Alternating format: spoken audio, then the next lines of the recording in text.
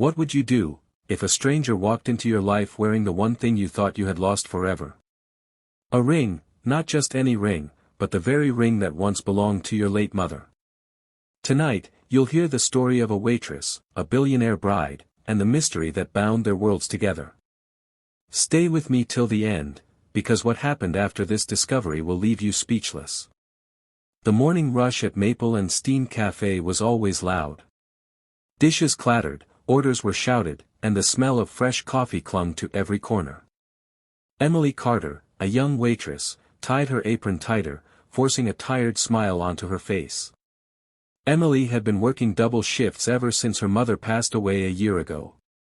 Life wasn't easy, her father had left long ago, and all she had was the memory of her mother's laughter, her lullabies, and one precious possession, her mother's sapphire ring.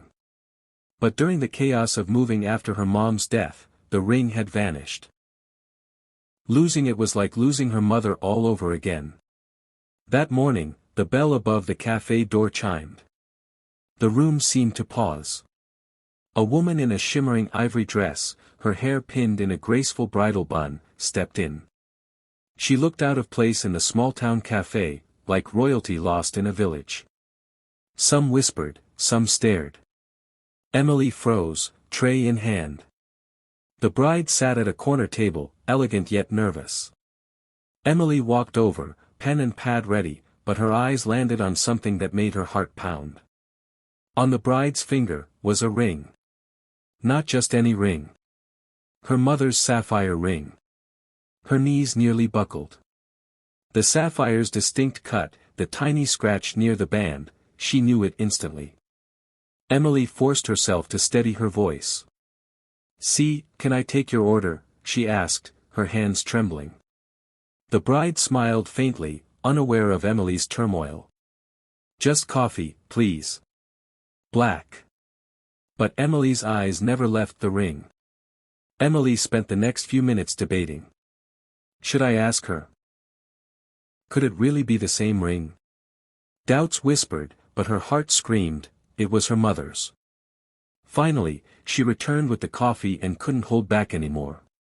"That's a beautiful ring you're wearing," Emily said carefully. The bride's smile widened, almost wistful. "Thank you. It was a gift." Emily swallowed hard. "Do you know where it came from?" The bride hesitated. Something flickered in her eyes. "It was given to me by someone very special," she said softly. Emily's chest tightened. "That ring belonged to my mother. I lost it a year ago. I'm certain it's hers. Please, can you tell me how you got it?" The cafe went silent, as if everyone leaned closer. The bride set her cup down slowly. For a moment, she looked guilty, then guarded. "You must be mistaken," she whispered, her fingers curling protectively over the ring. Emily's eyes welled with tears. "I'm not mistaken. That ring is all I had left of her. Please, please just tell me the truth." The bride stood abruptly, her chair scraping back. She looked around the cafe, then at Emily. Her lips trembled. "You wouldn't understand," she said, her voice breaking. And then, she left. Emily ran out into the street after her, but the bride had already disappeared into a black limousine that sped away. Emily was left in the rain, staring after the car, her mother's memory burning in her heart. Days passed. Emily couldn't shake the encounter. She replayed every detail, every word. Who was that bride? Why did she have the ring? Then, one afternoon, a sharply dressed man in a suit entered the cafe. He asked for Emily by name. Nervously, she approached. "You need to come with me," he said simply, handing her a card embossed with gold letters, Caldwell Estate. The Caldwell family was legendary, their fortune spanned generations, their influence touched every corner of the city. Emily's hands shook as she followed him. At the estate, she was led into a grand hall where the bride sat, no longer in a gown but in a simple dress. She looked smaller, fragile even. "My name is Isabella Caldwell," the bride began softly. And I owe you an explanation. Emily's eyes darted to the ring on Isabella's hand. Isabella took a deep breath. Your mother saved my life. Emily froze. Tears welled in Isabella's eyes as she told the story.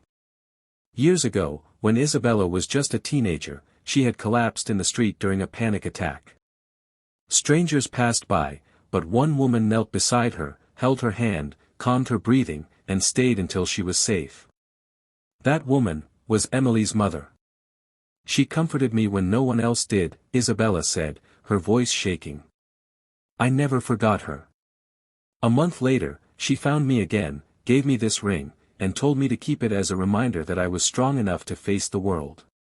I never knew she passed away. I thought she wanted me to have it. Emily's tears spilled freely. She gave it to you. Isabella nodded. And now I realize, it was meant to connect us. To bring us here. Emily didn't know what to feel, relief, grief, or gratitude. She had wanted the ring back, to hold on to her mother. But hearing Isabella's story, she realized something deeper. Her mother hadn't just given her love to Emily, she had given it to the world. Isabella gently removed the ring. It's yours. It always was.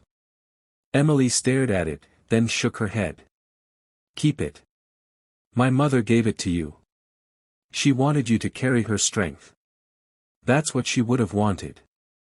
Isabella broke down, pulling Emily into an embrace.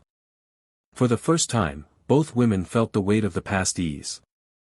A bond had been formed, between a waitress and a billionaire bride, not by wealth, but by love, loss, and a ring that carried more than memory. Months later, Emily stood at Isabella's wedding, not as a server, but as a guest of honor.